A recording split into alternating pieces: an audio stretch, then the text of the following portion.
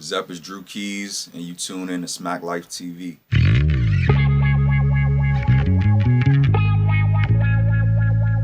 Alright, my name's Drew Keys.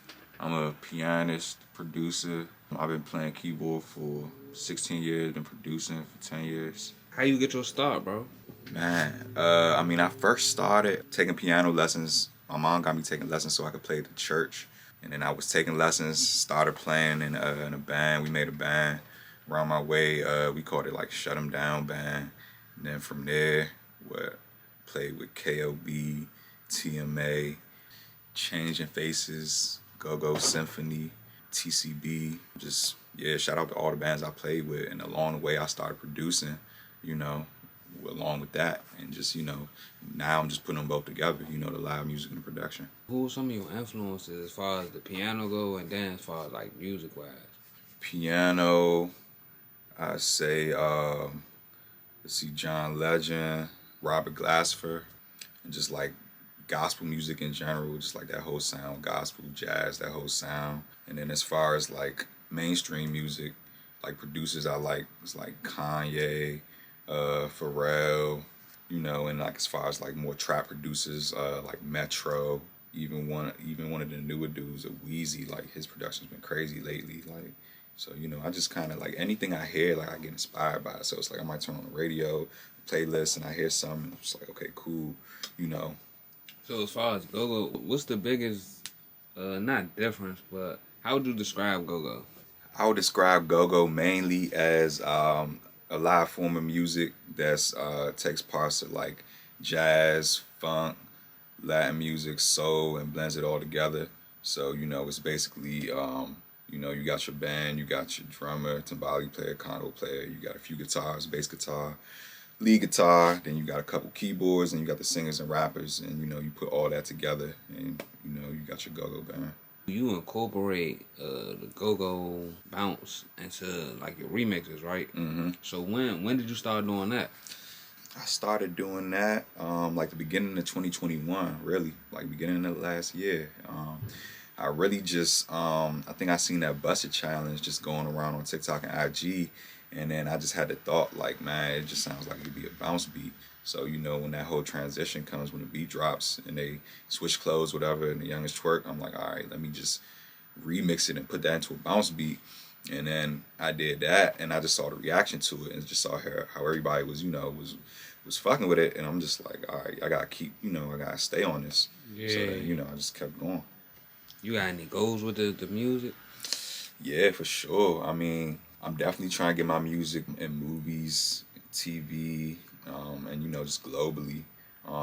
It's already been through just making remixes and just being tapped in with the beetroot community. They've been teaching overseas and stuff, and some of those dances in other countries have been using the remixes. So that's been dope, globally. But yeah, I just want to get into like really every lane of music, really, and just and get more placements with just with like industry rappers and singers, and just trying to get a Grammy, all that. How you get locked in with the beetroot community? Pretty much just when I started making the remixes, like they was making videos to the beats. So every time I seen somebody making a video to a remix, I just repost it. Mm-hmm. And I'm just always going to repost it. If you showing love, I'm gonna show love. So then I start figuring out who the dancers are by who's doing the videos. So I just been tapping in with them for real ever since I've been dropping them.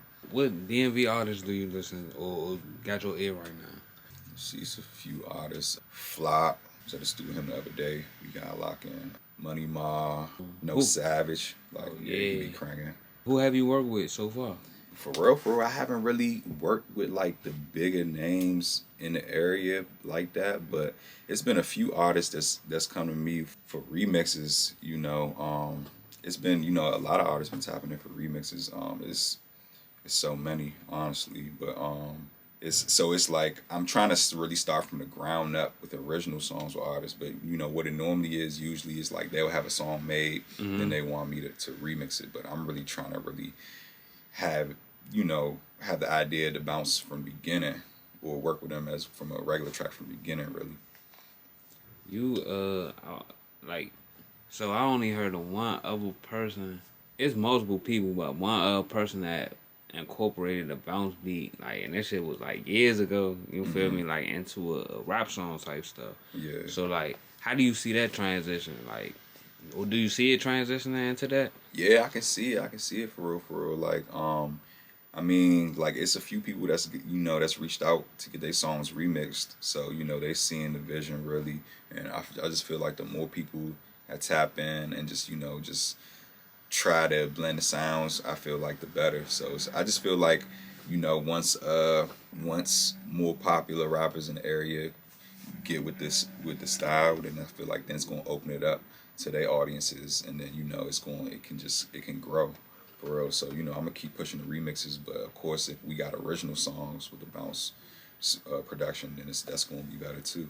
What's your production process like? Um, I use Fruity Loops, so when I'm making a remix, I pretty much you know get this sample of the remix, put it in Fruity Loops, and I start pretty much adding the go-go drums on top, hi-hat, snare, timbales, the brass shots, bass drum, and then I record the bass, the electric bass, um, into the program. That's So what you really play give the it. electric bass as well? Yeah, that's what really give the live feel for real, for real. Like that's really the key for real. Like once that bass lock in with the beat, then that's what really give you the bounce for real.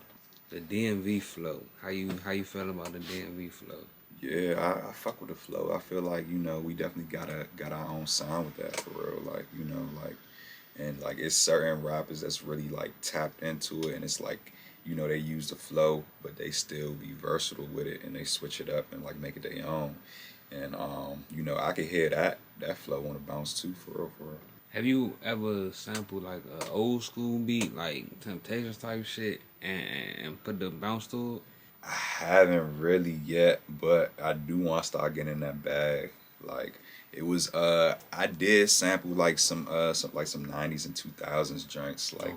before I started making bounce remixes. It was just like some kind of like trap beats where I was using like R&B samples. So I'm gonna probably go back through them joints and bounce them and put them back out, and then even go back and start digging deeper for other samples. So making a beat from a sample and then making it like I guess from scratch, what's the difference? I mean, it just depends. Like if I'm making a remix, then I mean I'm starting with the remix, and I'm starting with the sample, and I'm building everything around that Mm-hmm. to match that. But if it's from scratch, then I'm gonna like come up with my own piano melodies and then add drums to that basically. Okay, so you started with the keys first. Yeah, when I make beats without samples, then yeah, I start with the keys first for real. Well, it might not have to be the piano sound. I could pull up a different sound in Fruity Loops, but I'm gonna start with the keys and get a melody down, get about like 2, 3 sounds down, and then start adding the drums. Okay. You locked in with any singers out here? You got any singers that got your ear? Yeah, it's one singer that I work with my studio, New Bell. We got a joint out that's streaming now. It's like an R&B bounce type of joint, Yeah. and yeah. Who else? It's a rack of good singers in the area for real, for real. Like so, yeah, I definitely be about the music. Like I can make R&B, anything. So it's like it's all about knowing the music and then just adding different beats to the music for real.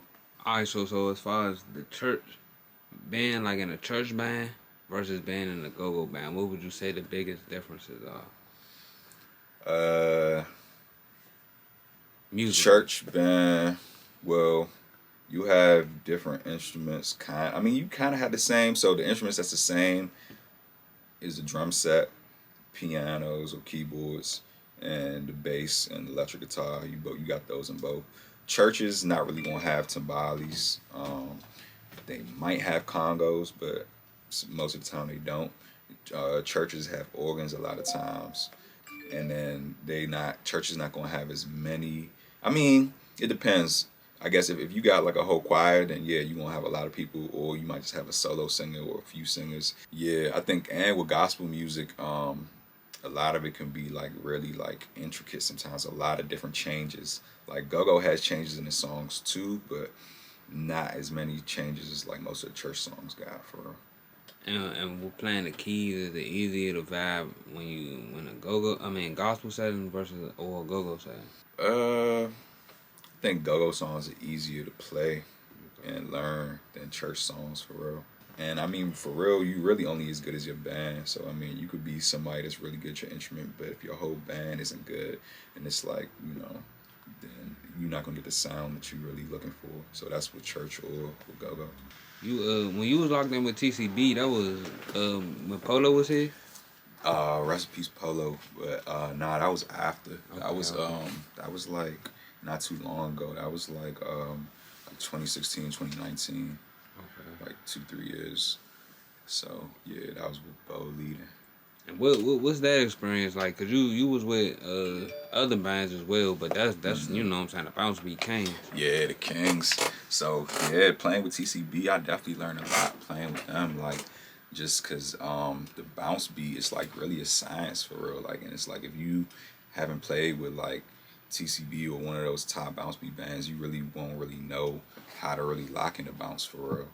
And we played a lot of shows like out of town and a lot of big shows in the city like Echo Stage, 930 Club. Um, Played in Miami, Cali, Atlanta, like so. What's them Yeah. receptions like out of time? Yeah, they was messing with the music for real, for real. You know, like even if they wasn't hip to the music, like Mm-hmm. once they heard us, they was tapped in. And then you got people that's like in Cali, it's a lot of people from here that moved out there. So if they know what's Yeah, going on, and they gonna come through for real. So yeah. Why should people listening to your music? Why should people tap into you? why should they? Well, they should listen to my music if they want to hear a new sound, and something old and new, it's blending sounds together. So it's like it's go-go, it's trap, it's go-go, it's R&B. So it's like it's a new perspective on things, for real, for real. And how can people book you? Just reach out to me on my website, drewkeysmusic.com.